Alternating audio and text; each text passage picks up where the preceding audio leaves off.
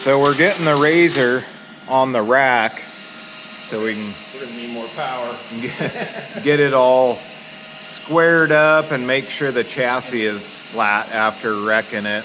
So we're just getting the crossbars welded on, and then we'll clamp the chassis down to it so it can't move. For it.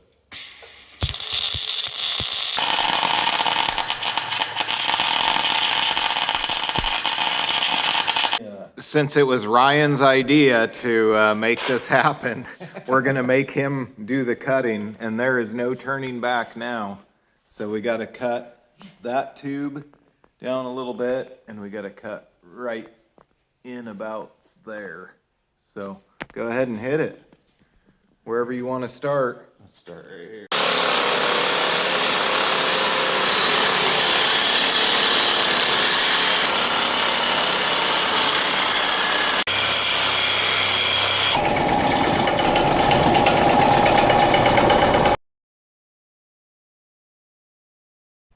So the grill shell there is pretty narrow. The hood is pretty narrow. You can tell back at the cowl there that it gets a little bit wider, but the front here is gonna be pretty narrow. So we're gonna chop right there, over there, and over there. So at least we'll be able to mock up the hood and the grill shell. So let's get started with chopping that out. So we won't be using the fuel tank, which is part of the cowl here. So we're gonna cut that out, and it'll give us a little more space for wiring and whatever else we need to mount up underneath the dash. Mark's gonna chop on it. Kind of making a template. Hopefully all the fuel is out of it. No, I'm joking, we put water in the tank.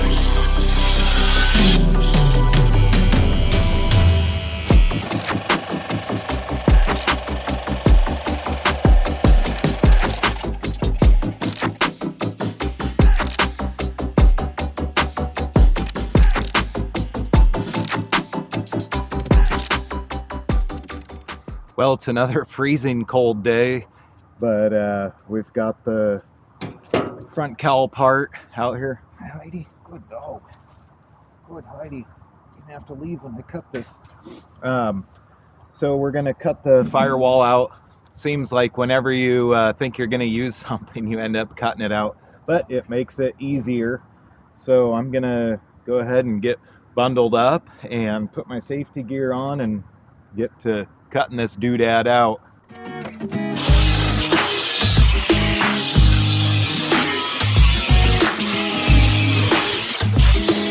So I decided that it would be smart to measure the width of the cowl. The whole goal is by cutting this out, we're gonna spread the cowl apart just a little bit to give us a little bit more clearance on the RZR frame. So be smart to measure it, mark it on the body so we remember.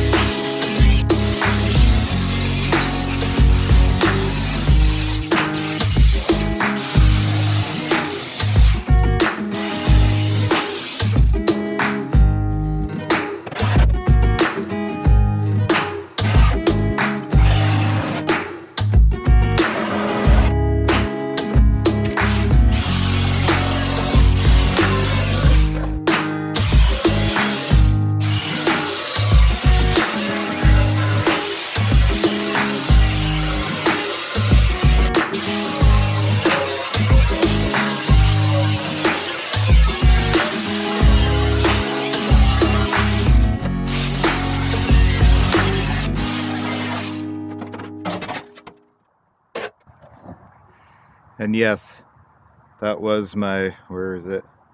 That was my finger smoking in the video. So Ryan's grinding all the paint off because we're gonna tack the doors on there so we can keep all the body square and straight when we're building mounts and stuff for it.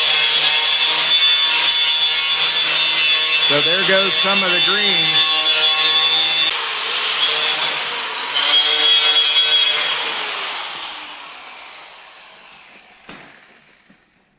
Mark is over here building those tubes right there to brace up the shock mount here. Then we can cut this tube out of there and our shock mounts won't move anywhere. Then we'll have to redo these tubes down here eventually. I guess it's easier to see without that dumb tubing that we had on there hanging off the side.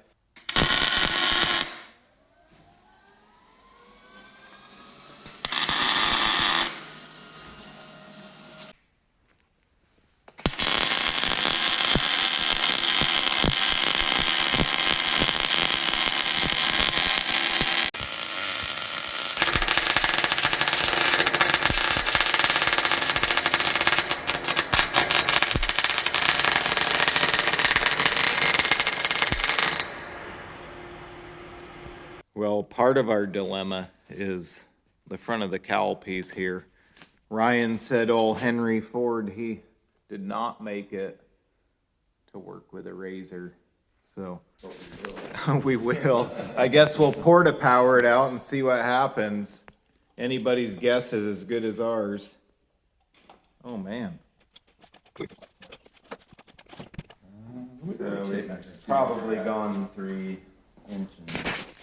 As you can see, we're not gonna make it to the bottom bar. That's not the goal. The goal is just to get it as much as we can.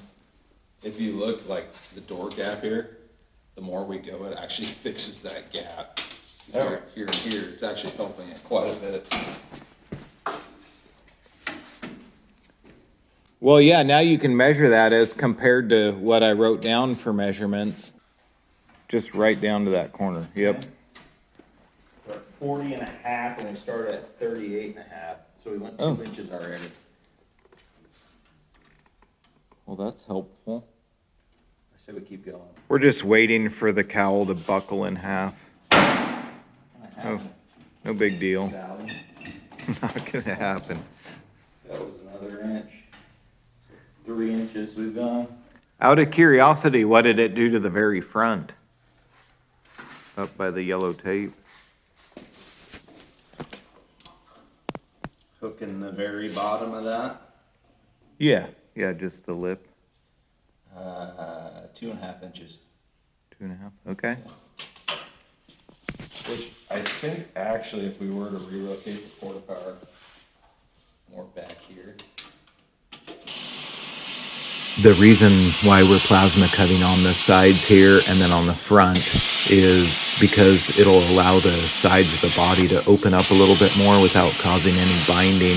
So then we just have to fill in the gaps here on the sides when we're done, and it should help out a lot. It should free it up and make it a little bit more flexible.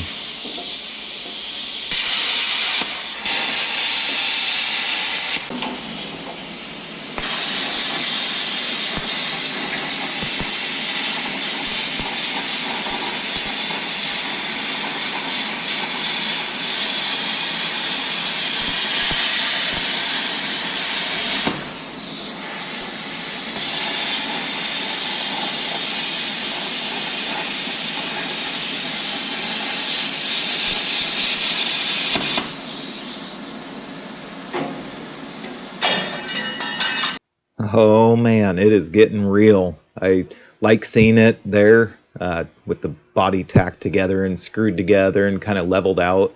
We just have a little bit of final shimming and leveling and straightening to do, and we will be able to get started with the tubing fabrication, and then the project will really start coming together. Anyway, thank you guys for subscribing and liking the videos and showing your support for us, and we'll make sure we keep bringing you guys more videos and hopefully a lot more entertaining ones when this is done. If you like our video, like and subscribe.